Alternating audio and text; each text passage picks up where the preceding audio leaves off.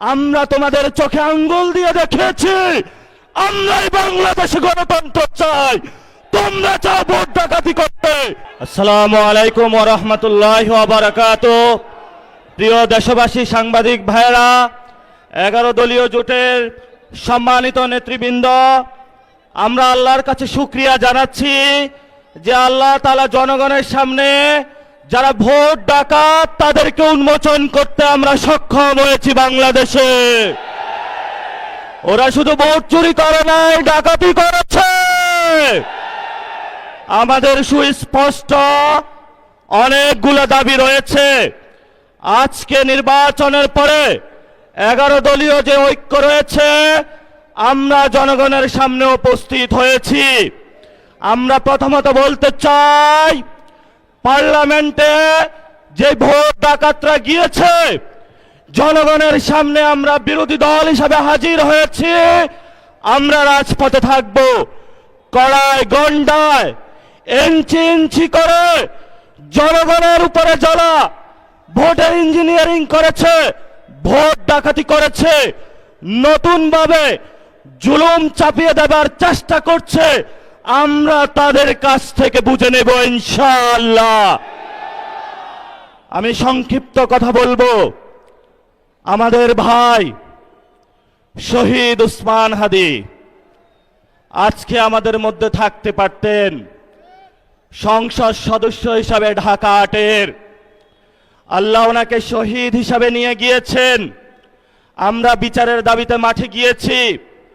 আজকেই যেহেতু বিরোধী দলীয় যাত্রা হচ্ছে এই বায়তুল মোকাররম থেকে, আমি সরকারের কাছে আহ্বান জানাবো, দেশের কাছে আহ্বান জানাবো, প্রশাসনের কাছে আহ্বান জানাবো, আপনারা দ্রুত গতিতে শহীদ উসমান হাদি ভাইয়ের হত্যাকাণ্ডের বিচার যাতে হয় সেই উদ্যোগ নিন। আমাদেরকে এতদিন বলা হয়েছে বিচার এবং নির্বাচন মুখোমুখি দাঁড় করাবেন না। আমরা মরিয়া প্রমাণ করিলাম যে আমরা নির্বাচন বিরোধী নই। এখন সময় এসেছে শহীদ উসমান হাদি ভাইয়ের হত্যাকাণ্ডের বিচার করতে হবে। তৎকালীন সময়ে সংস্কারের নিয়ে বলা হয়েছিল, সংস্কার এবং নির্বাচন বিরোধী করার চেষ্টা চালানো হয়েছিল, ট্যাগ দেওয়া হয়েছিল, ওরা নির্বাচন চায় না। আমরা তোমাদের চোখে আঙ্গুল দিয়ে দেখিয়েছি আমরাই বাংলাদেশে গণতন্ত্র চাই, তোমরা চাও ভোট ডাকাতি করতে। এখন সময় এসেছে, কোন 9-6 চলবে না।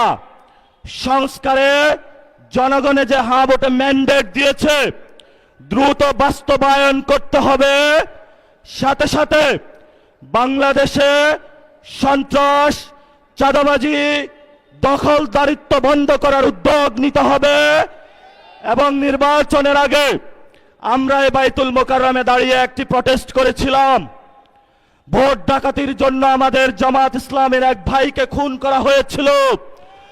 আমরা বলেছিলাম আমরা আবার আসবো, দ্বিগুণ হয়ে আসবো। এসেছে দ্বিগুণ হয়ে। আমাদের ভাইয়ের হত্যার বিচার বুঝে নিতে হবে। রাজপথ সংগ্রাম জারি রাখতে হবে।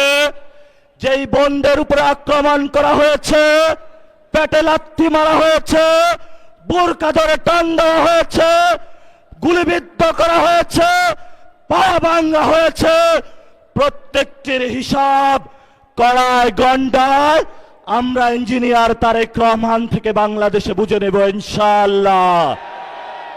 আমরা একমাত্র ভয় পাই কার কাছে? আল্লাহ ছাড়া আমরা কারো কাছে ভয় পাই না।